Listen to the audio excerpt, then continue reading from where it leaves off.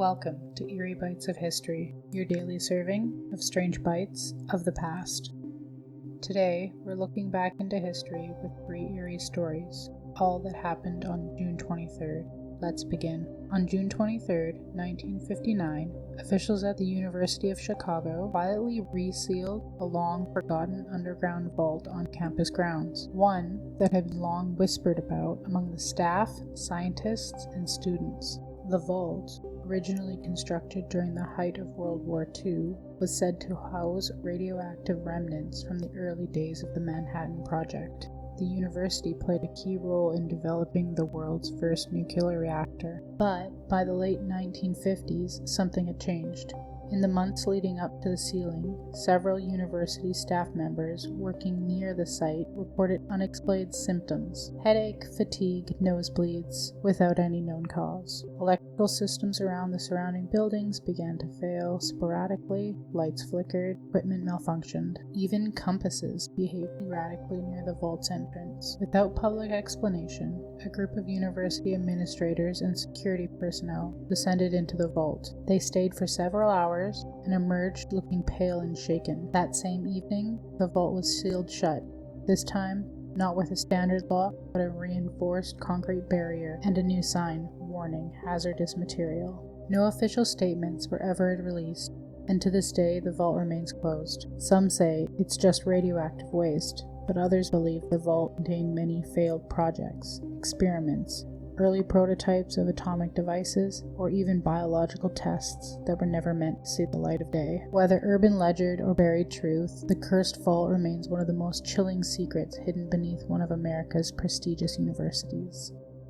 On June 23, 1995, a chilling encounter unfolded in the now demolished psychiatric hospital in rural Tennessee. During a routine night shift, multiple nurses on the 3rd floor repeated seeing something unsettling. A tall, shadowy figure with no face glided slowly and silently down the dimly lit hall. The entity, described as nearly 7 feet tall and darker than the surrounding darkness, seemed to flicker in and out of view, almost like they were part of the shadows themselves. As it passed the nurse's station, the room temperature reportedly dropped, and several light bulbs blew out simultaneously. The nurses froze, too afraid to speak, until the figure disappeared around the corner. At the same time, patients in that wing, many of whom were heavily medicated, began screaming and thrashing in their beds. Several repeated the same phrase over and over: "The Dark Watcher is here." Security rushed to the wing, but found nothing. Oddly, the hallway security camera had all gone offline for that exact several minutes. The footage was simply cut to static,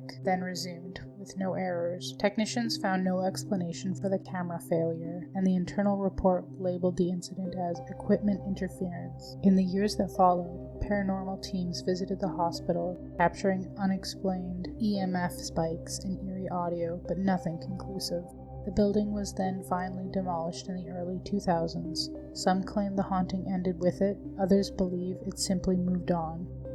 On June 23, 1909, just past midnight, some strange, unexplained rattling in the quiet railroad of Quincy, Illinois. A small team of night shift workers, station operators, a signalman, and a brakeman were going about their usual duties when they got a blast of cold wind swept through the yard. Moments later, the unmistakable sound of a steam whistle pierced the air. Out of the darkness, a full-size locomotive appeared on the horizon. The train looked fully lit, windows glowing with an eerie yellow. The train barreled towards a station on a track that, according to the schedule, should have been completely inactive that hour. But as it neared the platform, the train never showed, and strangely, no sound was made beyond that initial whistle, just silence and light. As it glided past, workers stepped out to investigate, but the train never emerged on the other side of the station. It just simply vanished. The telegraph lines registered no incoming or outgoing traffic, and there was no other stations along the lines that reported seeing or hearing anything.